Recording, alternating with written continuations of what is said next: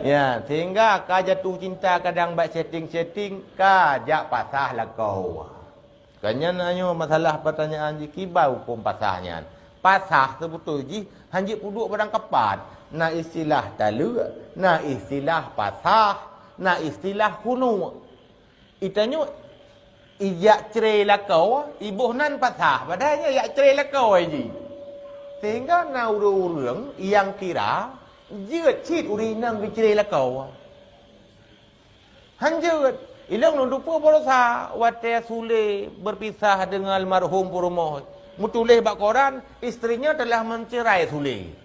Apa lo? Ji itu mencerai gua awaknya. Padahal cerainya hanya bak uragam pasah nyen munyona mi hana salah long katua long. Leh nambah sebab pasah nya mana Nabi? Pertama musuh uragam pungo. Pasah.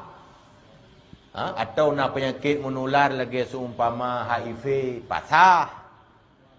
Munye bak urinang menanci nyan dua kesaban, bak urinang bak uragam nyan dua buah penyakitnya dia pasah. Berarti pasah bukan hanya urinang saja, uragam dia cik pasah. Makna pasah hana jadi helim kawin. Beda dengan cerai. Pasahnya hana jadi helim, putus hubungan hana jadi helim. Maka terkedi kawin lew kan tak lek bertang gesot. Atau ji bilangan talak punya tiga, ketiga kalau kita lihatnya. Sebab pasahnya hana mesti sebab mengkawin. Sewa rumah nanti hana jadi hele, batu, yang pasah je buhnan.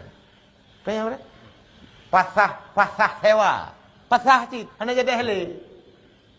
Ya, jadi uranya diurina ngupike, dia ya pasah juga hana alasan.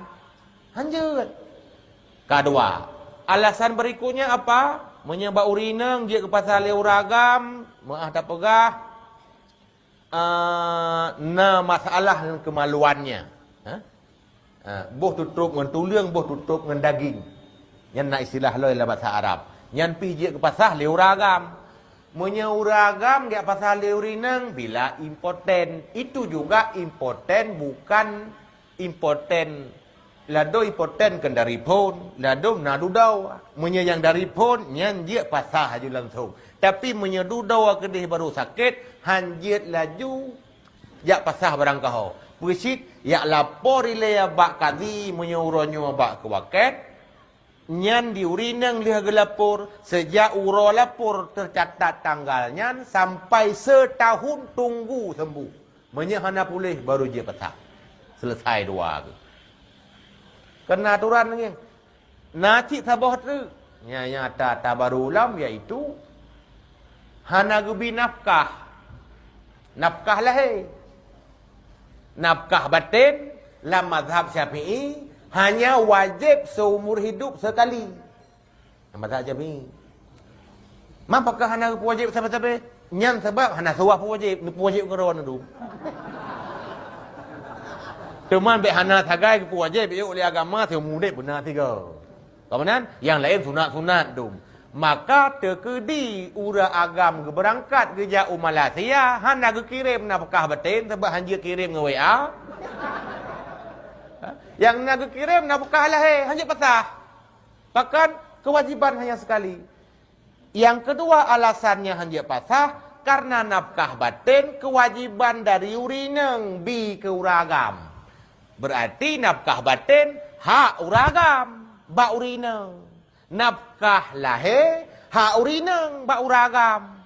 Menyemunan di urineng bak nafkah batin wajib bi ke wajib lekai.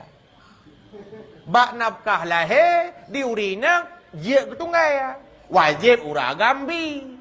Nampak ya? Tabah urineng hak ke? Tabah bak uragam hak.